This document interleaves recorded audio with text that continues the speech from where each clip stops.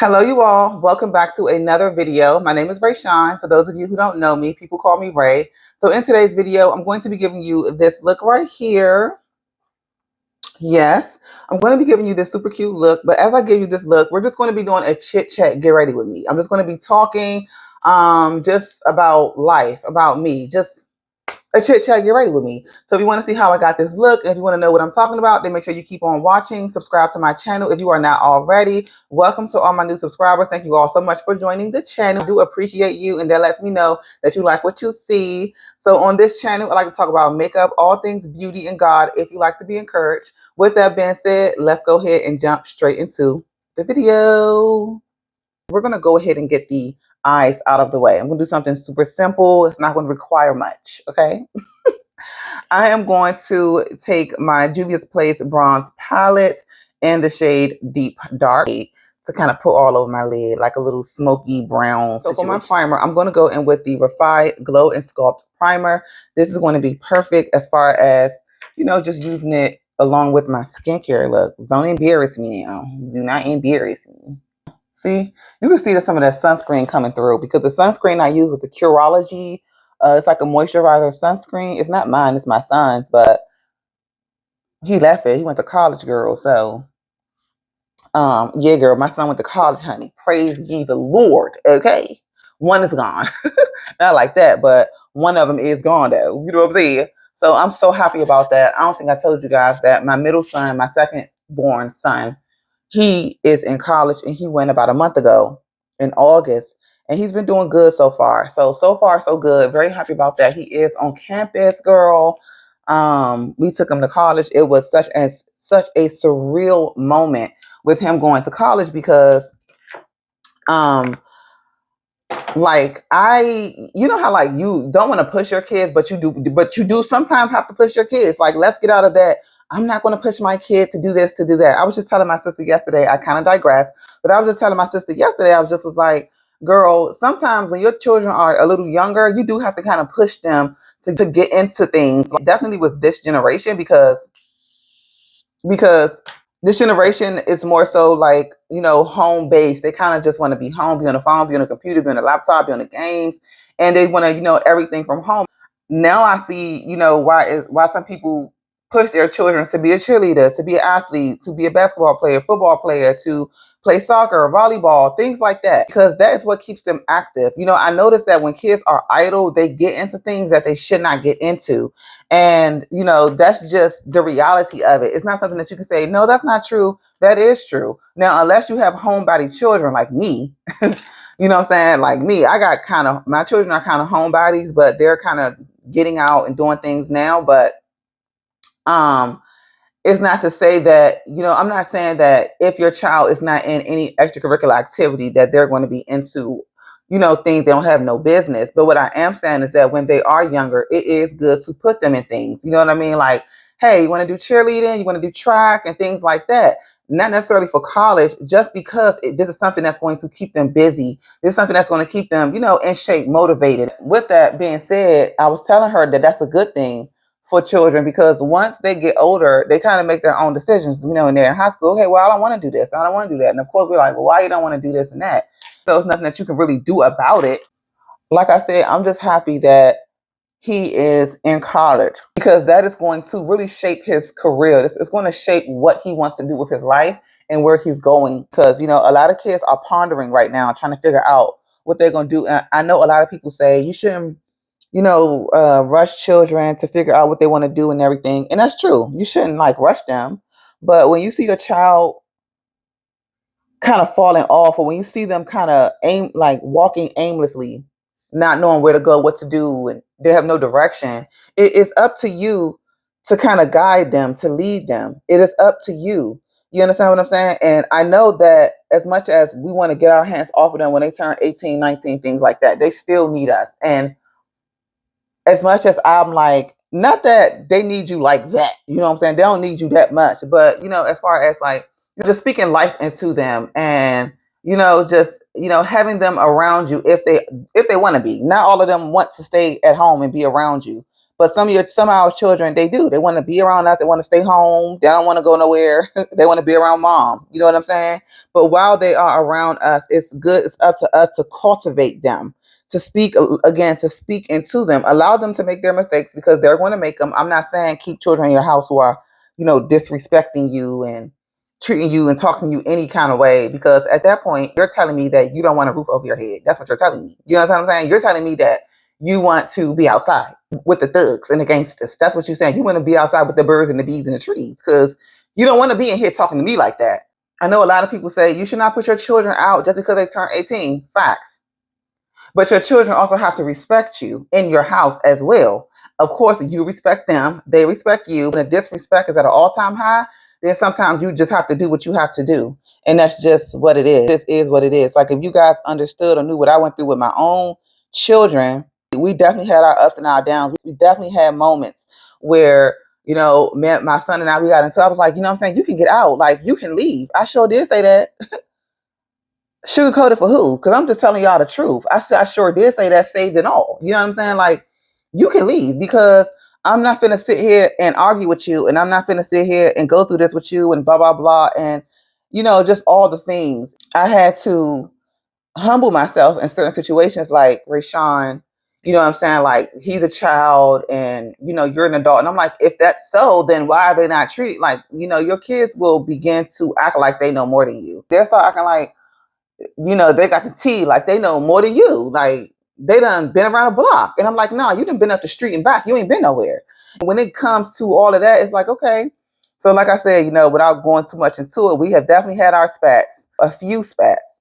And this is when they became like teenagers. When your children get a little older, they're not going to do, like, you can raise them well and they still might go through a different path in life. And that's not on you. That's the path that they chose. That has nothing to do with you. Once they get older, your child has to understand that this is a choice that you decide to make. Okay? This has nothing to do with my mom and my dad and blah, blah, blah. Like, this is all up to you. Like, if your child say, I want to be this, I want to be that, then that's what your child's going to be. Like I said, you can raise your child as best as you can. You can do all the things. And you can cross every T, dot every I. You can make sure they go to a good school. Like, you can stop doing this and stop doing that so they don't pick up your bad habits. And lo and behold, they will do the exact opposite of the way that you taught them. So if I could be transparent with you guys, it's just like my son who's in college now, he is gay. Like, he's gay. I kind of knew something was there and I didn't know exactly what it was.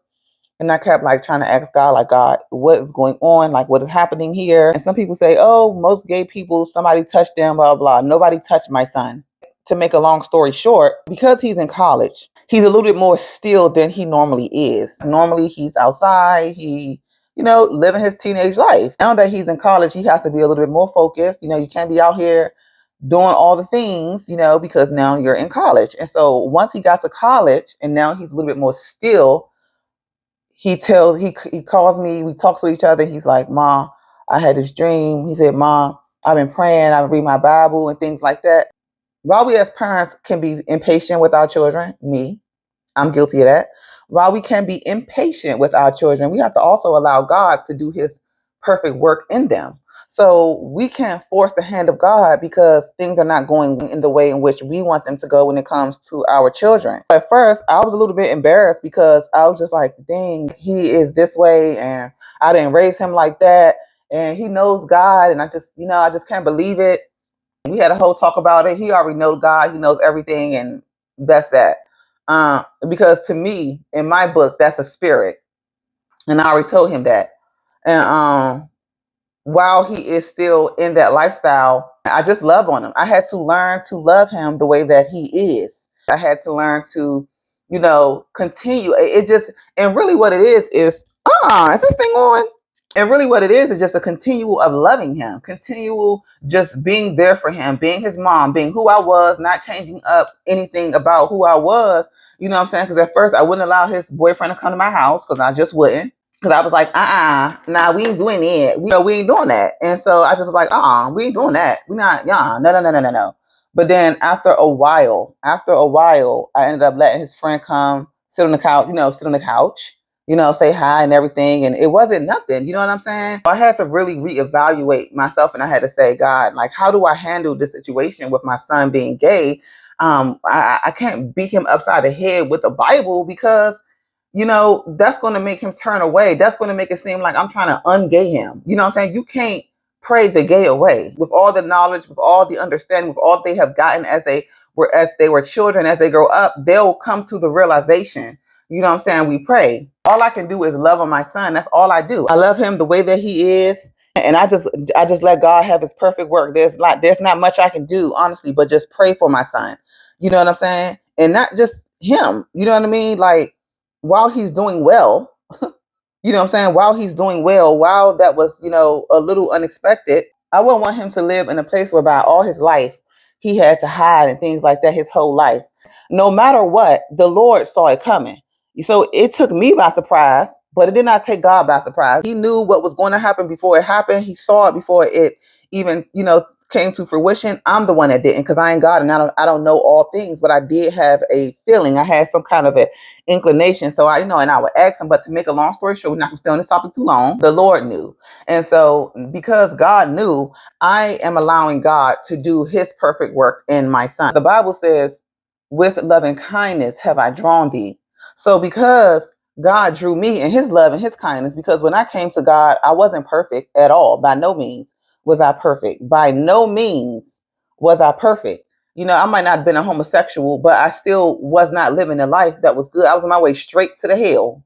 Straight through the hell. I was on my way straight to hell because of the lifestyle that I was living. It wasn't like I was perfect when the Lord called me. And when he called me out of my sin, while I was still in my sin, he was loving me. He was not beating me upside the head with the Bible. He was not chastising me left and right.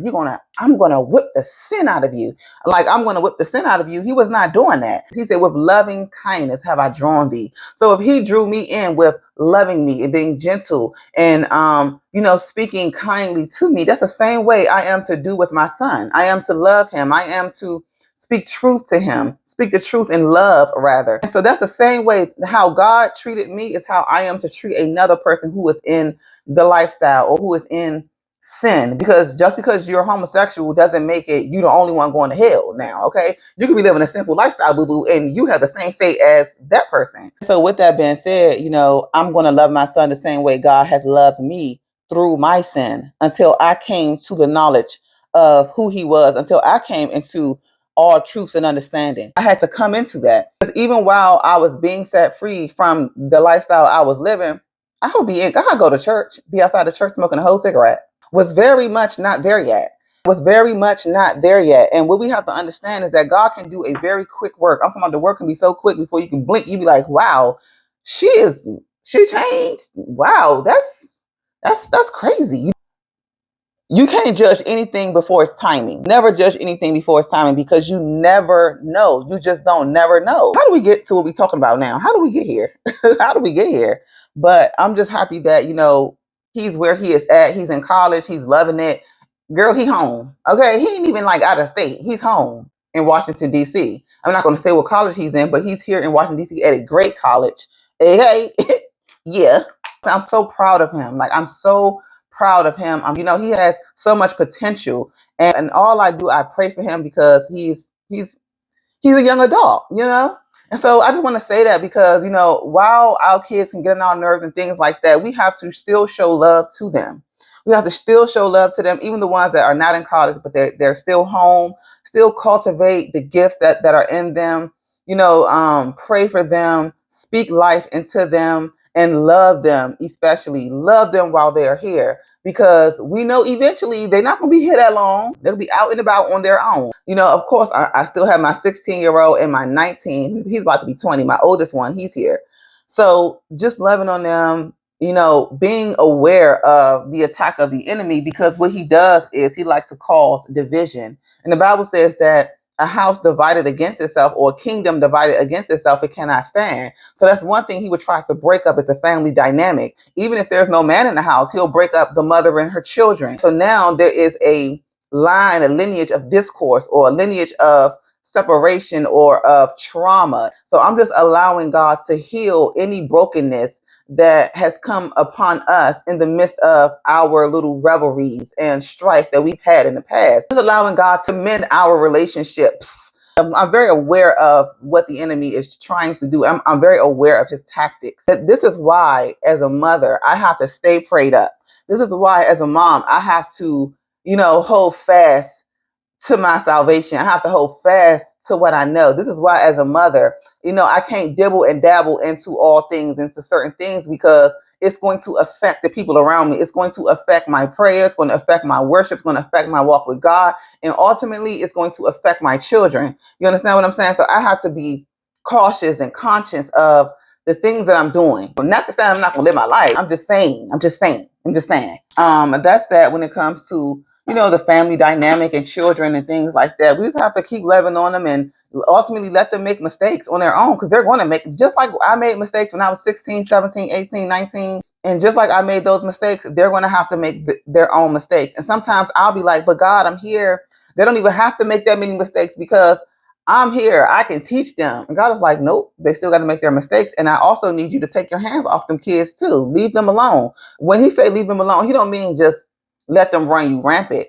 He means like, let them do what they do, because they're going to see what they're doing. And so if I keep putting my hand in it, he's like, get your hands off. So I'm like, okay, God, I give them totally over to you at this point. You sure okay? I'm like, God, you can have them. Because when they were younger, I used to always pray to God, like, show me my children, like, show me them. What are they going to do? Is he this way? Is she this way? Like, let me know what's happening with this. The Lord would never show me. Like, he just would not show me. And I would see like little snippets, but not much. You understand what I'm saying? Because God prophesies in parts.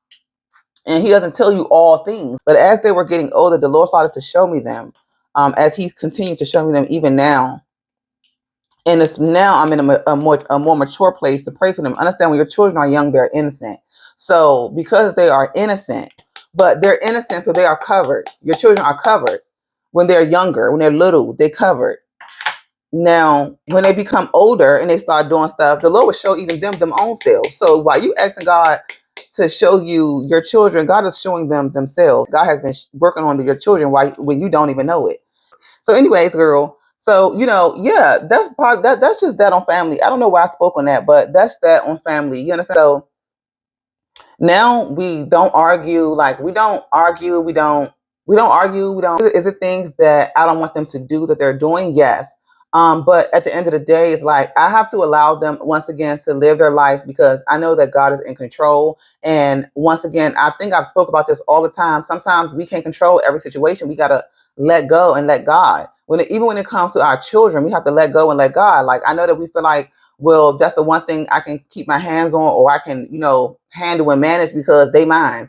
It's like, but they're not yours. They're God's. And at the end of the day, he's the one who's going to help them in the course of life. When you're not there, it's going to be him. And so, or when they lay down in their beds, or when they're thinking, when they're meditating, he is the one who they are going to be talking to. And that, he's going to, so, that's just what it is. And so I just thank God that my children are still here, because, there are people in my family and in other families whose children are not there. And I'm not knocking nobody. Okay. I'm not knocking nobody. Like I said, it's by the grace of God that my children really are even in my house right now. Because like I said, we've gone through it. Okay. We've had our arguments. We've gone through it. And this is just me being super transparent with you guys, because I'm not perfect. Like, I'm not, and I do not claim to be perfect. If anybody know me personally, I'm gonna tell you the truth, and that's just how I am. I don't come no other way, but I tell the truth. And I know it's hard. It's hard because, sometimes those spats and those times of discourse, those times of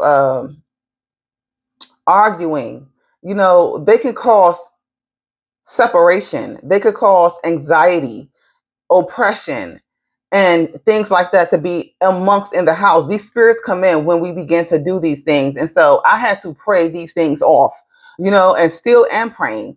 I'm not never in a position to unlove my children. I love my children deeply. It is not God's will that my children be out on the streets. It is not God's will that we be in a house arguing. It is not God's will that we live in the same household and not speak. That's not God, because God is love. And so because God is love, because he loves us, we are to love our brothers and sisters. We are to love our own immediate family, if anything. You understand what I'm saying? And so this is another level in my life whereby I had to learn this, because Like, I'm like, look, if things not going right, you got to go. And like I said, I was most definitely there, you know? And so I would tell my son, look, take a walk. I would take a walk because sometimes it would get that bad. No fighting, no like fist fighting, none of that. But it would be bad. But I'm just so glad that God has stepped in, that God has not allowed it to go beyond, you know, what any of us could bear, to be honest. You understand what I'm saying? And so I just thank God for that. I truly do thank God. I don't know why I'm sharing this with you guys, but yeah, you know, don't let the enemy come in and attack your family. You know what I'm saying, when your children are young, you know, everything easy peasy, Captain Squeezy.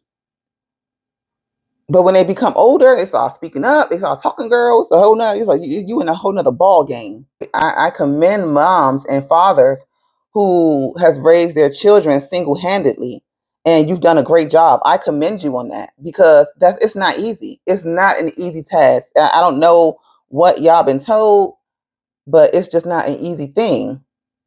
But as you go on your course of life and you mother, you know, sometimes you have to mother differently. You can't mother your children the way you mothered them when they was 12, when they was 15 and 16.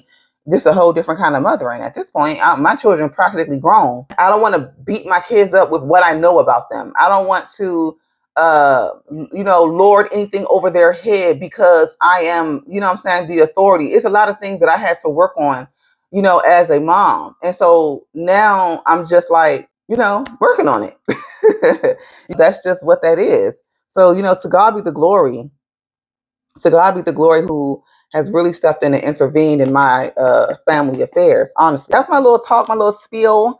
You know, my son is in college. My other son, he is going to the cadet program. He grown. He's 20. His birthday this month. He'll be 20. He is going to the cadet program right now. He does have a job. And my little 16-year-old daughter, she in school. She in 11th grade. So everything right now is going good. By the grace of God, I give God the glory because it is because of him that I am what I am. I am what I am by the grace of God. They are what they are and where they are by the grace of God. God works all things out for his good, for his purpose, and for our good, okay? And for his purpose in our life. So we striving against something that, hey, it's a lose-lose situation. You ain't gonna win because it's in God's hands. I just love to do this particular step because it just, I don't know, it just opens up my face, brightens up my face. Let's sweep this off the face. I just love this hair. This hair is it's just doing it for me. Like, y'all might see this hair one more time. I don't know. I just love the way this hair looks on me. Like, I just feel like it's got me looking like a model. I look like it's just, and then on top of that, God, this hair is so easy. Like, the hair is so easy. I just feel like it's so easy for me to just get up and go. Like, I can take it off at nighttime. I'm not even worried about it because I literally take it off at night. And put my bonnet on. So that's that.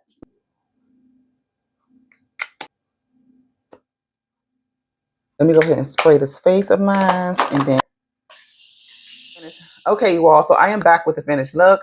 This is how we are looking, and this makeup it looks so good. Even though I didn't talk to you guys about my makeup look, like I said, this was going to just be a chit chat, get ready with me, you know, something a little different, a little candid, if you will.